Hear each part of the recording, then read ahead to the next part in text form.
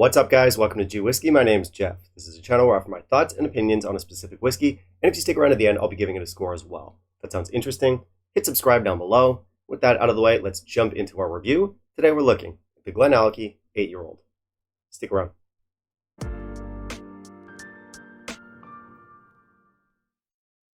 So we've got a Glenallachie today. This is the newest addition to their core range, and they put out a younger one for us. They gave us an 8-year-old, and honestly, I have to commend them for that because it's something we're seeing more of these days, but still, it's not every brand that has the guts to do that.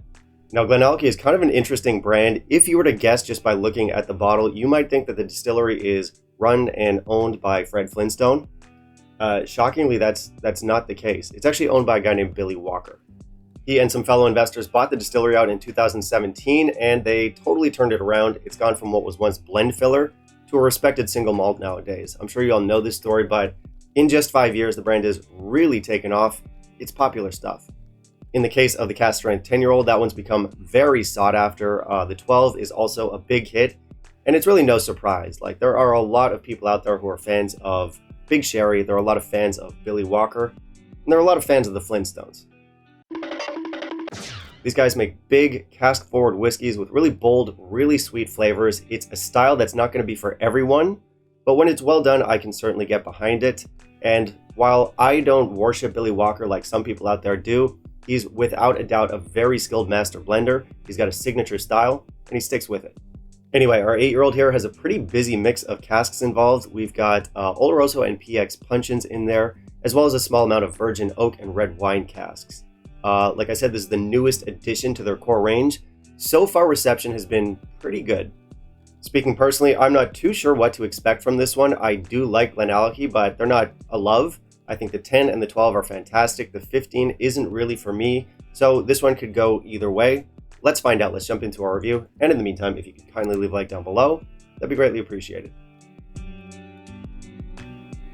So respect where it's due. Glenallachie never fails us for specs. We've got 46% ABV, it's non-chill filtered, and our color is natural. Huzzah. So we have a beautiful, dark, natural color. As for the bottles, I've made my feelings about these bottles known before. I think they have some of the worst bottles in the industry. I think they look yabba dabba daft. I'm going to give this 1 out of 5 Barneys. We do have natural color and non-chill filtered on the front. It talks about how Billy Walker sources the best casks and whatnot on the back. Nothing too obnoxious or markety, so I can't really complain when it comes to info, but I can and I do complain about this look. If these guys ever rebrand, and trust me, someday they will, one can only hope that they'll lose the stick font on marble look, or maybe they could just ditch the Stone Age aesthetic altogether. Just throwing ideas around. It's silly.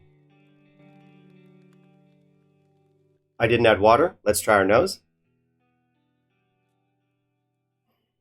So the cask influence is pretty apparent.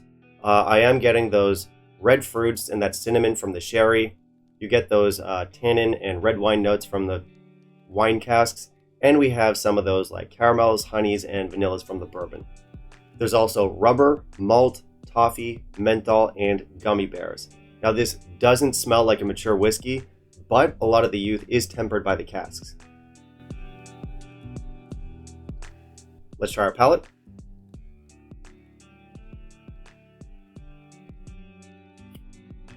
Sweet, wood spice, nutmeg, cinnamon, chili, there's oak in here, there's some red wine tannins, there's berries, leather polish, very dark, bitter chocolate. It's spicy, we've got some bitter orange in here. And now our finish.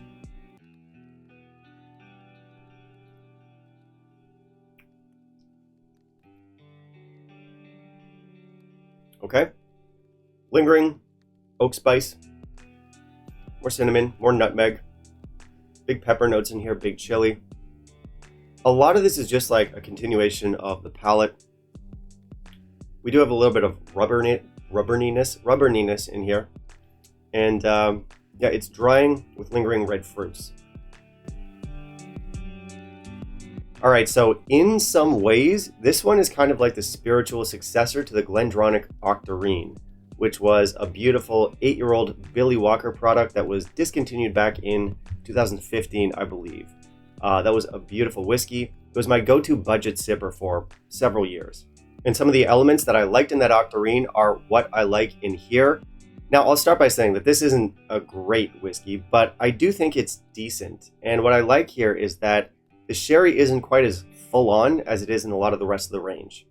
Unlike the rest of the range, this one is slightly more bourbon forward, more noticeable still. We have those red wine notes, none of which were in the octarine. And actually, the octarine was more spirit-driven with a cleaner interplay between bourbon and sherry. So actually, never mind the octarine. The octarine was better. This one is much heavier. It's much louder. I guess the complaint that I have with this one is the same complaint I always have with Glenallachie, and that's just that it's all cask. It's these huge, fruity, oaky flavors. It's a bit heavy. And listen, that's Glenallachie. Glenallachie is always presented that way. It's the opposite of a delicate whiskey. And sometimes I'm fine with that. Like, I think it works for the 12, which is not a favorite of mine, but I do definitely like it. That one has more maturity, more complexity. There's just more elements in there for us to enjoy and explore. And I think if you're going to be a very heavy, very cask-forward whiskey, having those extra elements does help things along.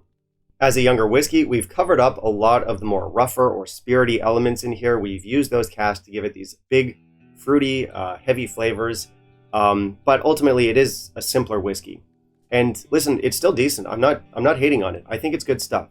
I do like that we can pick apart the different cask influences in here. Like, we can see the bourbon influence, the sherry influence, the wine influence. They're not all like muddled together.